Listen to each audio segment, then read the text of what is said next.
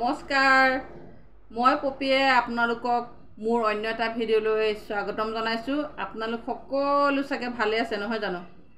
আৰু মোৰো বৰ্তমান ভালেই বাৰু, সেইকাৰণে আপোনালোকৰ মাজলৈ আকৌ এটা ভিডিঅ' লৈ আহিব পাৰিছো। মোৰ ভাল, কিন্তু মোৰ এই পোনাকণৰহে বৰ গাটো বেয়া, গম পাইছেনে? অসুখ হৈ আছে, তাৰ বিৰাট কাহ হৈছে, মানে কাহ চৰ্দি জ্বৰ, তাৰ স্কুল ক্ষতি হৈছে এইকেইদিন। তাৰ গাটো বহুত বেয়া কাৰণে মানে মনটো বেয়া লাগি আছে। বাৰু যাই নহওক, মনটো ভাল কৰিবই লাগিব আৰু তাকো সুস্থ কৰিব লাগিব। তাৰ গাটো বৰ বেয়া, মানে ডাক্তৰ তালৈ নিয়া নাই, মই ঘৰতে ইটো সিটো খুৱাইছোঁ বাৰু।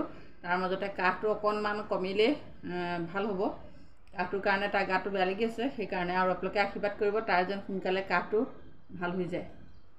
আৰু এইকেইদিন মই ভিডিঅ' দিয়া নাই বাৰু, মানে সময়ে নোপোৱা হৈছোঁ, গম পাইছেনে? এই ইলেকশ্যনত লাগিলোঁ।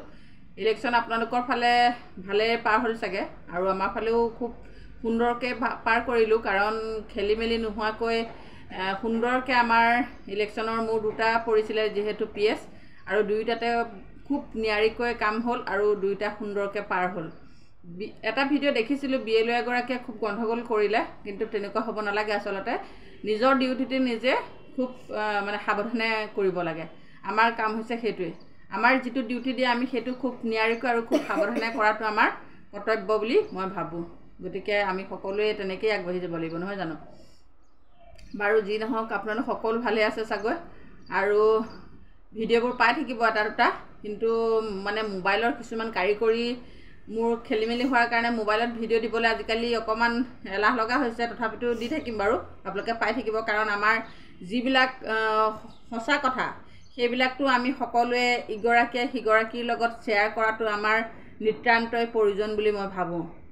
আপোনালোকে কি ভাবে জনাব, কাৰণ এতিয়া বৰ্তমান সময়ত এনেকুৱা এটা পৰিস্থিতিৰ সন্মুখীন হ'বলগীয়া হৈছে। আমাৰ মেট্ৰিকৰ ৰিজাল্ট দিছে আৰু হায়াৰ ছেকেণ্ডেৰী ৰিজাল্ট দিছে, আৰু এই ৰিজাল্টসমূহত আমাৰ কৰ্মী সহায়িকাই হওক, আশা কৰ্মী হওক, ৰন্ধনকৰ্মী হওক, এইসকলৰ ল'ৰা ছোৱালীয়ে খুব সুন্দৰ ফলাফল কৰিছে, আমাৰ চকুত পৰিছে, আৰু আমি খবৰ লৈছোঁ। আৰু তেখেতসকলৰ ল'ৰা ছোৱালী ইমান সুন্দৰকৈ, বা আমাৰ লগৰীয়াসকলৰ ল'ৰা ছোৱালীয়ে ইমান সুন্দৰ ৰিজাল্ট কৰিছে।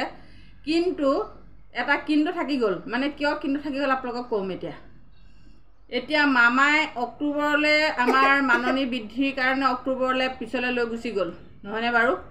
কিন্তু এতিয়াই যদি আমাৰ পইচাটো, যিটো আমাৰ এককালীন দিম বুলি মামাই ঘোষণা কৰিছে, সেই ঘোষণা কৰা পইচাটো আমাক এতিয়াই বাৰু নিতান্তই প্ৰয়োজন নাছিলনে? আপোনালোকে কওকচোন, কমেণ্ট কৰিবচোন দেই। কাৰণ এতিয়া matric candidate, higher secondary candidate, MSc MA সকলো ল'ৰা ছোৱালীয়ে এতিয়া এডমিশ্যনৰ বতৰ, এডমিশ্যন ল'ব লাগে, আৰু সকলোৱে এতিয়া ৰিজাল্ট ভাল কৰিছে। আৰু বিশেষকৈ আমাৰ অংগনবাদী কৰ্মী সহায়িকাৰ ল'ৰা ছোৱালীয়ে ইমানেই ভাল ফলাফল কৰিছে নহয়, আপোনালোকক ক'বলৈ পাই সুখী হৈছোঁ, আৰু ভাষা নাই মানে ক'বলৈ, ইমানে আনন্দিত হৈছোঁ, নিজক মানে সাহস গোটাইছোঁ যে আমাৰ কৰ্মী সহায়িকাৰ ল'ৰা ছোৱালীয়ে ইমান সুন্দৰ ফলাফল কৰিছে, য'ত নেকি 80%, 85, 90%, 91, 93 ইমান পাৰ্চেণ্টেজ লৈ আমাৰ লগৰীয়াসকলৰ ল'ৰা ছোৱালী আগবাঢ়ি গৈছে। খুব হাঁহি, মানে ফূৰ্তি, আনন্দ, এয়াই আমাৰ আনন্দ। কিন্তু এডমিশ্যন দিবলৈ হাহাকাৰ লাগি আছে, কাৰণ পইচা নহ'লে ক'তো ভাল কলেজ এখনত ছিট ল'ব নোৱাৰে। আপুনি পইচাৰ অবিহনে আপুনি এখন কলেজত ছিট ল'ব নোৱাৰে, ভাল ছিট, মানে ভাল এখন কলেজত পঢ়িম বুলি আপুনি ভাবিব নোৱাৰে। পইচা নহ'লে আপুনি ইখোজৰ পৰা সিখোজলৈ আগবাঢ়ি যাব নোৱাৰে, কাৰণ পইচা। আৰু বৰ্তমান পৰিস্থিতিত পইচা নহ'লে কোনো কামেই সমাধান নহয়। সেয়েহে যদি আমাক এপ্ৰিল মাহৰ পৰাই যদি আমাৰ যি মাননি বঢ়াই দিলেহেঁতেন, বা যি এককালীন সাহাৰ্য দিলেহেঁতেন, তেতিয়াহ'লে বাৰু আমাৰ এই দুখীয়া মহিলাসকল বাৰু উপকৃত নহ'লহেঁতেননে? সন্তানসমূহক লৈ তেখেতসকল আগবাঢ়ি যাব নোৱাৰিলেহেঁতেননে? নিশ্চয় পাৰিলেহেঁতেন। এতিয়া পইচাৰ কাৰণে অ'ত খুজিবলগীয়া হৈছে, ত'ত মানে কিবা এটা মাথা মাৰিবলগীয়া হৈছে। কাৰো ওচৰলৈ গ'লে পইচা পাম, কাৰো ওচৰলৈ নগ'লে পইচা পাম, সেইখিনি ধান্দাই বা সেইখিনি চিন্তাই আৱৰি ধৰিছে।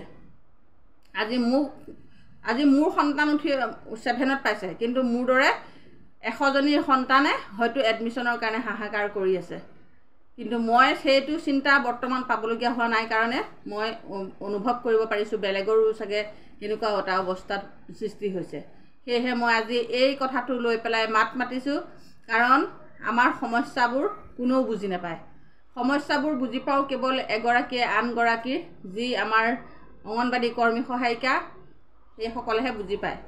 কাৰণ প্ৰত্যেকগৰাকীয়ে ভুক্তভোগী। টকা নহ'লে যে কাম নহয়, টকা নহ'লে যে কোনো আগবাঢ়ি যাব নোৱাৰে, টকাৰ অবিহনে যে কোনো সন্তান সফল হ'ব নোৱাৰে, সেই কথাটো কেৱল অংগনবাড়ী কৰ্মী সহায়িকাসকলে এই দুখীয়াসকলৰ কথাবোৰ ভালদৰে বুজি পায়।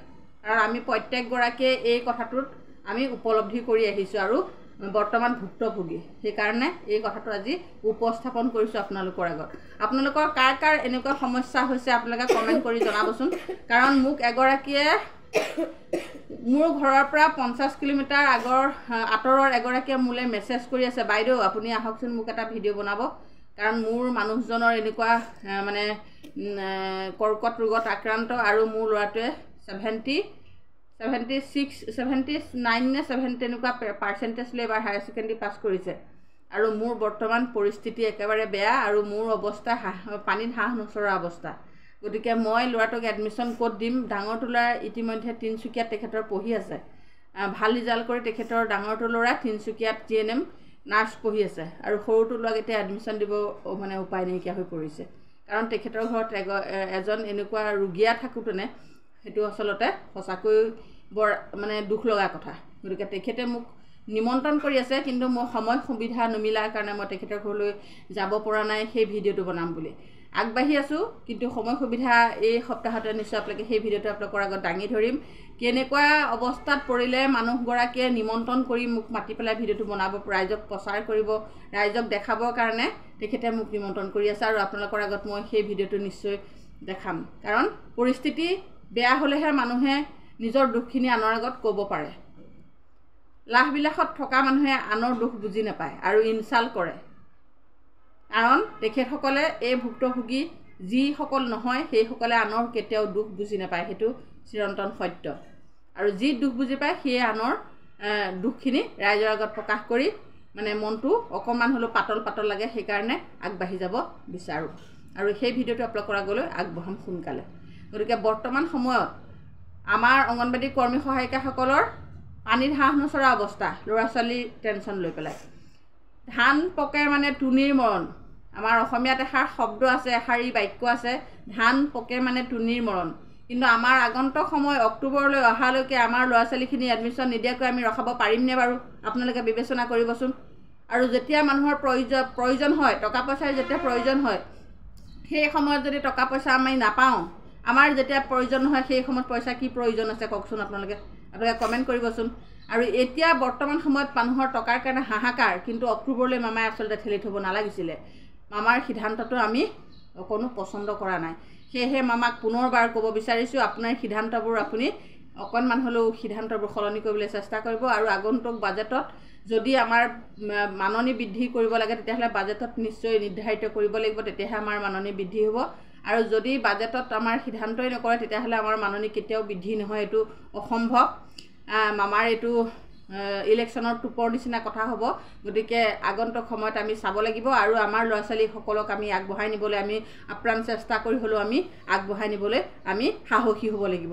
আজিলৈ ভিডিঅ'টো ইমানেই আছিলে আৰু আগন্তুক সময়ত আপোনালোকলৈ শুদ্ধ কথা, সত্য কথাখিনি লৈ আহি ভিডিঅ' বনাম। আপোনালোকে শ্বেয়াৰ কৰিব, আপোনালোকে কমেণ্ট কৰিব, আপোনালোকে সাহস দিব, আপোনালোকে আগবাঢ়ি যাবলৈ মোক সাহস আৰু প্ৰেৰণা দিব। গতিকে আজিলৈ ইমানতে সামৰণি মাৰিছোঁ। ধন্যবাদ।